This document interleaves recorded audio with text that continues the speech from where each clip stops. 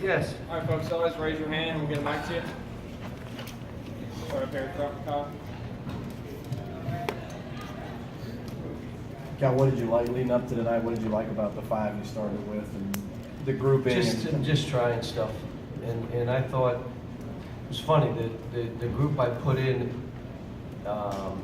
at the 16-minute mark really played together and was aggressive. And when they started the second half, they weren't like that.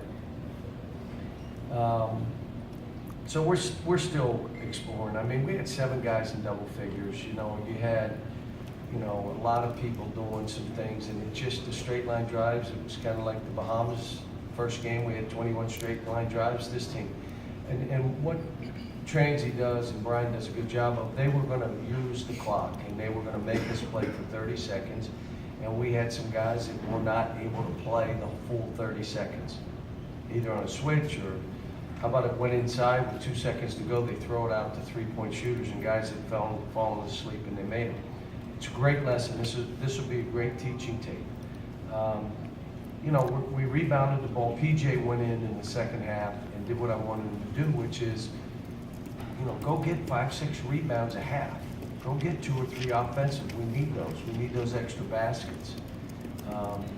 But again, it's a lesson. Didn't make a shot.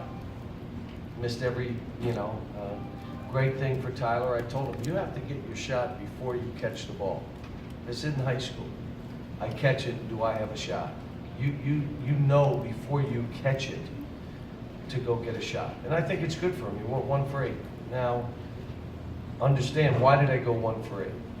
What was it? Some of them I wasn't ready, or they were too tight for me because I wasn't ready to shoot it. When I thought he had 2 that he should have let go, that he then bounced and made it a tougher shot. But this is all new. Emmanuel's better than he played. I thought Ashton played pretty good. Travis did what he did. Nick played well in the second half, not so well in the first half, not so well in the second half. EJ did some good stuff, but we still. Last thing, guys, I told them why I did it. We pressed the whole game, not to try to steal.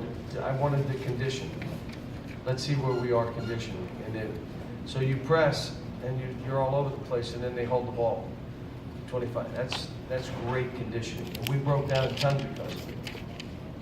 John, it seemed like your point guards were very conscious of pass first, look for what they were doing first, and shooting was kind of secondary to them.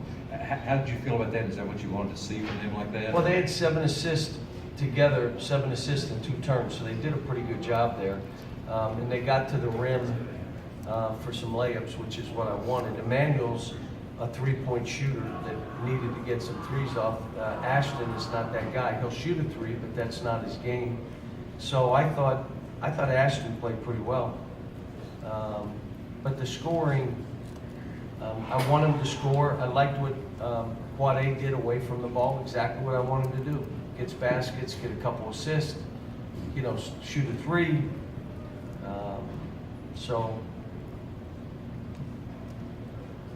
Cal, you talked about the stuff you'll be able to teach out of this and the good lessons learned. When you go into a game like this, Brian Lane talked about coming in here that he told his team our goal is to help them get better, to give them things to look at. In a situation like this, do you almost ask the other coach, hey, can you do some of this? Can you attack us this way? Give us this look because I want to see it? Well, no, because I don't want them to change what they're doing. I want Brian's team to get better too from this, and they did. What they ended up doing and showing these guys, if the other team plays harder than you, you're not going to look good.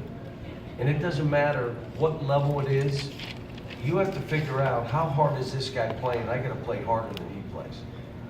And you got to come in the game with an idea that I'm going to make him chase me. I'm not chasing him. Every one of our players has improved.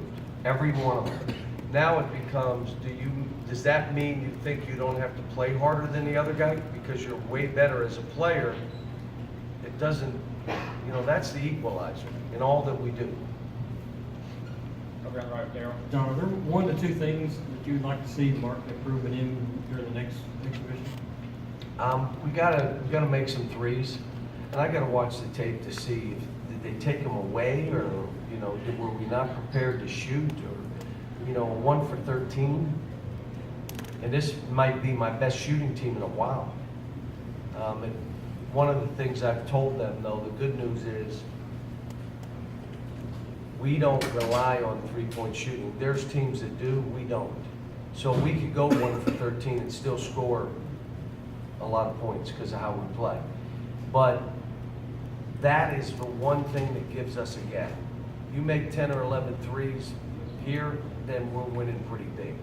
And so we, you know, again, I got to watch the tape and see what it is. Some of them we may just been missing, you know.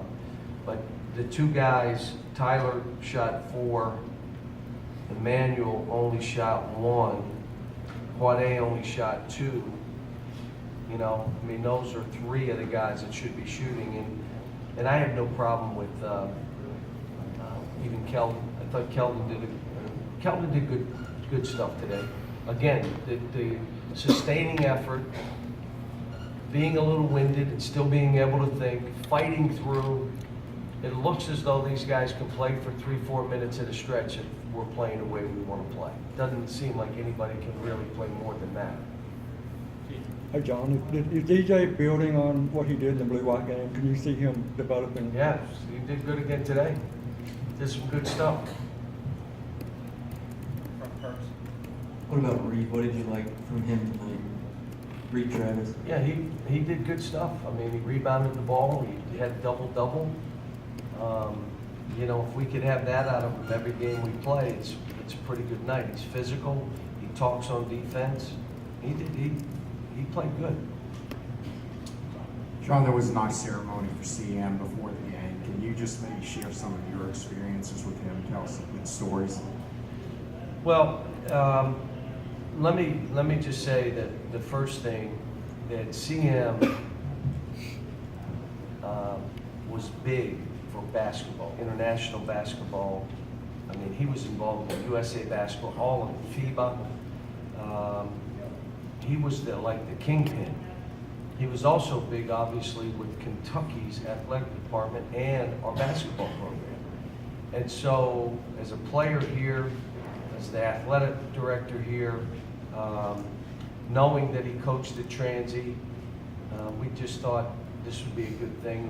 We talked to Martin, and I like the people here that recognized him and the ovation that they gave him. And they did a video on the game, so there was a television video that they did on him. And I told Martin, he had a heck of a run. Dude had a heck of a run and affected basketball in a positive way in so many levels. It's incredible. And he's one of ours. You know, he's Kentucky's own. That's your love. Coach, any concern about Jamal not being able to play tonight? No, his knee swelled up, so he didn't practice for 2 days. Anything else, folks? Like a recall real quick? Did you see DeMarcus got ejected in a game he didn't even play tonight?